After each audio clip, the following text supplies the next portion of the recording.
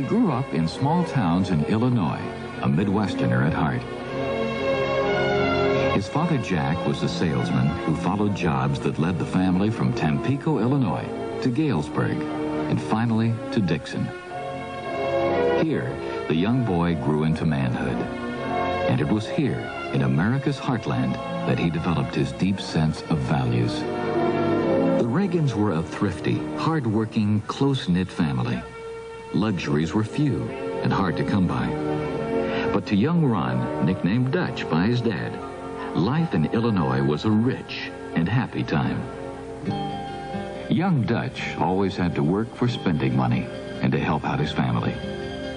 Of all the jobs he had, his favorite was lifeguarding at Lowell Park on the Rock River. After high school, Dutch Reagan landed a football scholarship from the school of his dreams, Eureka College in Eureka, Illinois, sister college of TCU, Texas Christian University. His great loves at Eureka were football, drama, swimming, and making friends on campus and with the people in town. He did what he had to do to make ends meet, everything from washing dishes in a sorority house to coaching the swimming team after classes. Upon graduation, to pay off his student loans, Ron took a job as a sports announcer with a fledgling radio station in Davenport, Iowa, station WOC.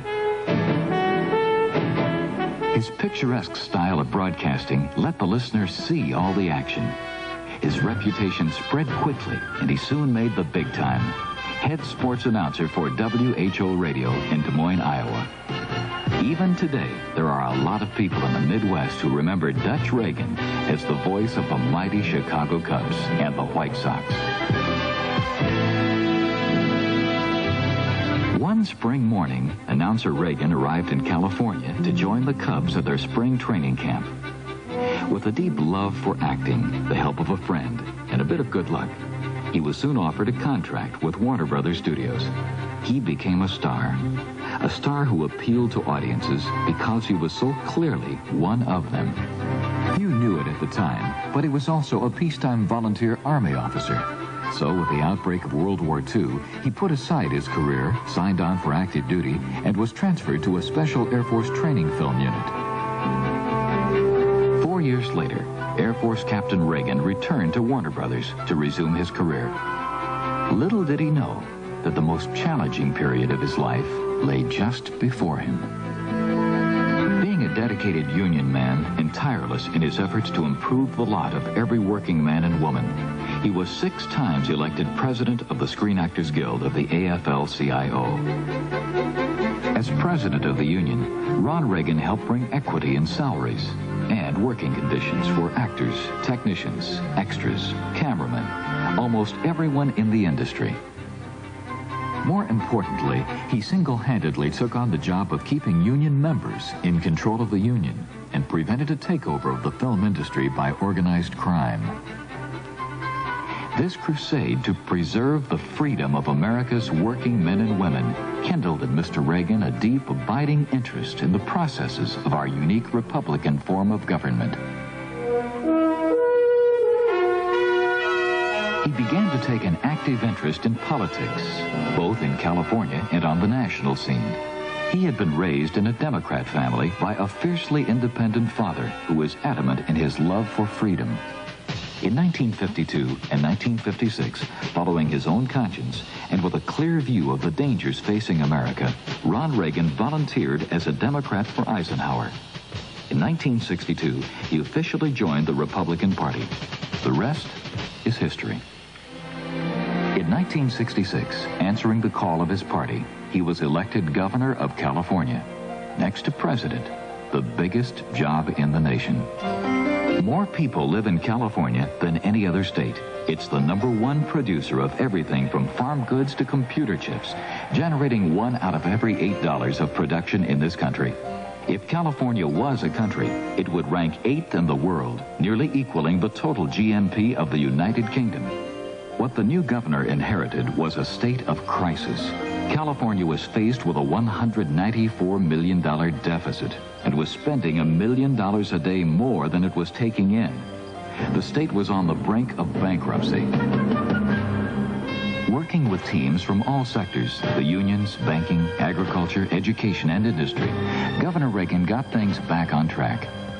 His common sense style and strong creative leadership won him a second term in 1970, and he won by one of the biggest landslides in the history of the state.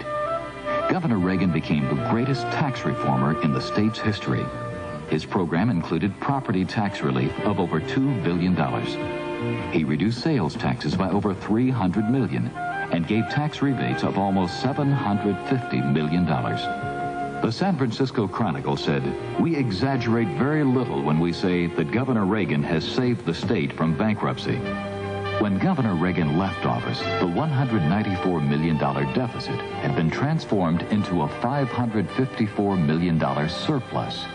And while saving the taxpayers hundreds of millions of dollars, he improved the quality of life for the people of California. Scholarships for needy students were increased by 500%. Student loans by over 900%. His environmental protection program was the nation's toughest. He increased unemployment insurance by almost 60%. The head of the AFL-CIO said this about Governor Reagan. Governor Reagan has signed AFL-CIO-backed bills for injured and unemployed workers for more than $266 million. No governor, Republican or Democrat, has ever done anything like that. The efficiency and remarkable effectiveness of the government of California under the leadership of Governor Reagan became a model for every state in the Union.